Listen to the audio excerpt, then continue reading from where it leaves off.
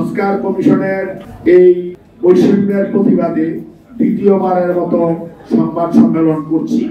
গত 15 মার্চ আমরা এই হলেই এই মানববন্ধন এবং পরবর্তীতে এখানে সংবাদ সম্মেলন করেছিলাম। আমরা প্রধান উপদেষ্টা থেকে শুরু করে প্রশাসনের সকল স্তরে আমাদের বৈষম্যের জন্য আবেদন নিবেদন আমরা করেছি, সাক্ষাৎ করেছি এবং সর্বোপরি আজকের আমাদের এই মানববন্ধনের এবং প্রেস কনফারেন্সের মাধ্যমে প্রধান উপদেষ্টার বরাবরে স্মারকলিপি প্রদানের নিমিত্তে প্রশাসনের কাছে আমরা আমাদের স্মারকলিপি হস্তান্তর করেছি। আগামীকালকে প্রশাসনের মাধ্যমে আমরা সেই স্মারকলিপি প্রধান উপদেষ্টার কার্যালয়ে জমা দেব। সম্মানিত উপস্থিতি, আপনারা আমাদের সকল বক্তব্যের মাধ্যমে বুঝতে পেরেছেন যে 1976 সন পরবর্তী ডিপ্লোমা চিকিৎসক বৃন্দ প্রান্তিক পর্যায়ে সফলভাবে স্বাস্থ্য সেবা পরিচালনার প্রেক্ষাপটে একটি মহল ঈর্ষান্বিত হয়ে এই ডিএমএফ ডিগ্রিধারীদেরকে সমূলে ধ্বংস করার পায়তারায় সকল রকমের সংস্কার এবং বৈষম্যের সৃষ্টি করছে। আপনারা অবগত আছেন, সকল ডিপ্লোমাধারীদের ডিপ্লোমা পরবর্তী উচ্চ শিক্ষার ব্যবস্থা আছে, কিন্তু একমাত্র বৈষম্যের শিকার আমরা। আমাদেরকে ক্লিনিক্যাল বিষয়ে উচ্চ শিক্ষা দেওয়ার বারবার সিদ্ধান্ত থাকলেও অদ্যাবধি সেটা বাস্তবায়ন করা হয়নি। সমপর্যায়ে সকল ডিপ্লোমাদেরকে দশম গ্রেড তথা সাবেক তৃতীয় শ্রেণীর পদমর্যাদা প্রদান করা হয়েছে, পদোন্নতি প্রদান করা হচ্ছে, কিন্তু ডিপ্লোমা নার্স সহ ডিপ্লোমা কৃষিবিদ, ডিপ্লোমা ইঞ্জিনিয়ার সহ সকলের পদোন্নতির ব্যবস্থা থাকলেও একমাত্র বৈষম্যের শিকার ডিএমএফ ডিগ্রিধারী উপসহকারী কমিউনিটি মেডিকেল অফিসার একজন দশম গ্রেড সহ পদোন্নতির ব্যবস্থা থেকে বঞ্চিত। ইতিমধ্যে স্বাস্থ্য বিভাগের ডিজি মহোদয়ের একটি বক্তব্য ভাইরাল হয়েছে, আপনারা দেখতে পেয়েছেন। ডিজি মহোদয় আমাদেরকে দশম গ্রেড বাস্তবায়ন সহ পদ সৃষ্টির মাধ্যমে পদোন্নতির কথা উল্লেখ করেছেন। ধন্যবাদ জানাই ডিজি মহোদয়কে, কিন্তু অজ্ঞাত কারণে এই সুদীর্ঘ সময় আমাদের উচ্চ শিক্ষা, আমাদের দশম গ্রেড, আমাদের পদোন্নতি বাস্তবায়ন হচ্ছে না।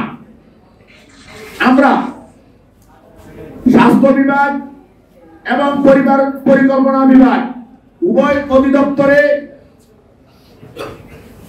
প্রান্তিক পর্যায়ে অসংখ্য পদ খালি থাকার পরও 3200 পদের ছাড়পত্র মন্ত্রণালয় থেকে প্রদান করা হলেও অজ্ঞাত কারণে গরিমসি করে সেই নিয়োগ প্রদান করা হচ্ছে না, যার ফলে ইউনিয়ন স্বাস্থ্য পরিবার কল্যাণ কেন্দ্র, উপস্বাস্থ্য কেন্দ্র এবং উপজেলা স্বাস্থ্য কমপ্লেক্সে এই আমাদের উপসহকারী কমিউনিটি মেডিকেল অফিসার পদ শূন্য থাকায় প্রান্তিক পর্যায়ে স্বাস্থ্য সেবা ব্যাহত হচ্ছে।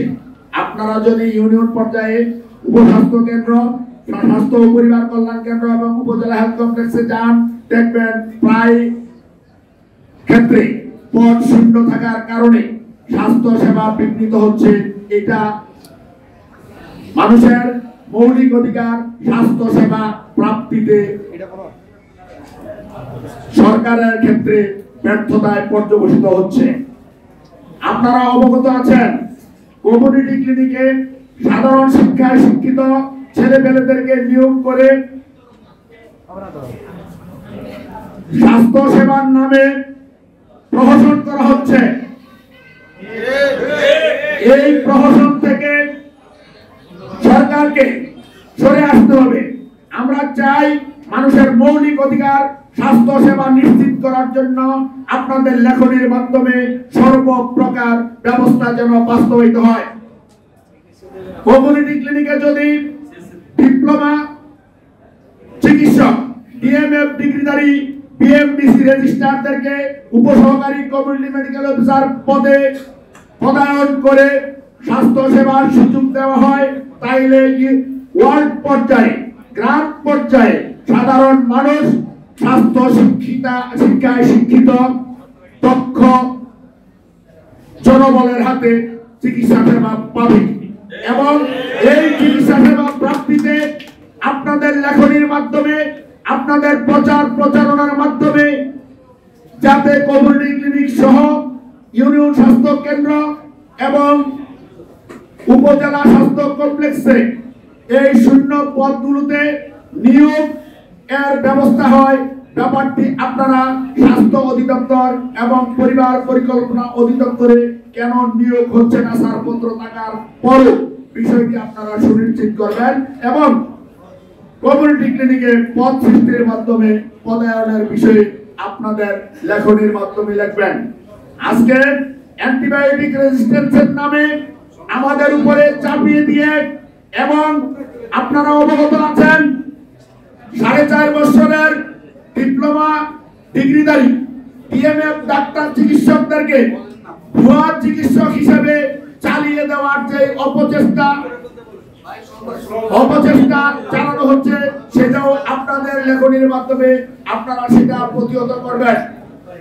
আমরা সর্বোপরি মানুষের স্বাস্থ্য সেবা নিশ্চিত করতে আমাদের সর্বাত্মকভাবে আমাদের ডিপ্লোমা মেডিকেল অ্যাসোসিয়েশনের পক্ষ থেকে, আমাদের সদস্যদের পক্ষ থেকে স্বাস্থ্য সেবাকে সুনিশ্চিত করার লক্ষ্যে আমাদের সর্বপ্রকার প্রয়াস থাকলো।